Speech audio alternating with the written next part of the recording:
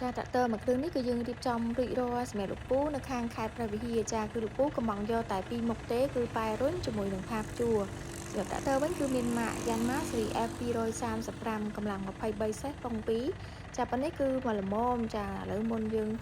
ដឹកចេញគឺធ្វើការតេស្តប៉ែរុញខាងមុខជូនហើយក៏ដូចជាផាព្យួរនៅផ្នែកខាងក្រោយចាដូចជាផាព្យួរអីហ្នឹងគឺយើងធ្វើការតេស្តរួចរាល់ចាលើកដងអែបអីតម្លាក់ឡើងចុះអីឡើងមក smooth មកស្រួលប្រើតែម្ដងចា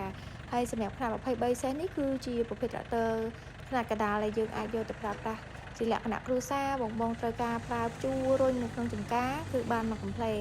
បងចង់អបអញខាំក៏បានដែរខ្នាតនេះគឺថាមកល្មមតែម្ដងពពូឆ្លាញ់ត្រាក់ទ័រយូរហើយចាឥឡូវនេះគឺសម្រាប់បំណងប្រាថ្នាបានត្រាក់ទ័រមួយឈុតយកទៅប្រើប្រាស់ផ្ទាល់ខ្លួនចាខ្ជិលជួរគេទៀតអញ្ចឹងគឺលោកពូកំពុងមកឈុតយកទៅប្រើតែម្ដងចាហើយសម្រាប់ឈុតនេះដែរគឺលោកពូអត់បានអញ្ជើញមកមើលទេចាគឺកំពុងតាម page យកតែម្ដងដល់ថ្ងៃគឺដឹកទៅជូនចាអញ្ចឹងសម្រាប់បងអតិថិជនដែលចង់បានត្រាក់ទ័រមួយទឹកមកពីប្រទេសជប៉ុនបងអាចឆាតសាកសួរព័ត៌មាននៅក្នុង page បានចាបងក៏អាចកំងតាម page បានដូចគ្នាចាមិនថាបងកំងតាម page ឬក៏បងអញ្ជើញមកមើលផ្ទាល់ទេរាល់ការរៀបចំទីតាំងនៃវាគឺយើងមានស្តង់ដារតែមួយជូនចាគឺអត់បារម្ភថាអូកំងតាម page ឲ្យបានទៅអត់ដូចពេលថតអីគឺអត់ទេចាគឺទៅគឺមកភ្លឹងដូចគ្នាទាំងអស់តែម្ដងចាឥឡូវយើងត្រៀមឡើងឡានដឹកចេញទៅហើយចេញនៅថ្ងៃនេះ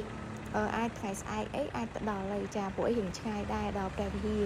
ចឹងអរគុណលោកពូសម្រាប់ការផ្ដល់ទំនុកចិត្តនិងការគ្រប់គ្រងមកកាន់តង់មេឌីសម្រាប់បងដែលមានចំណាប់អារម្មណ៍ចាចង់បានត្រាក់ទ័រយកទៅប្រើប្រាស់ផ្ទាល់ខ្លួនចាបងអាចធ្វើការកំងពី page តង់មេឌីបានអរគុណច្រើនជម្រាបលា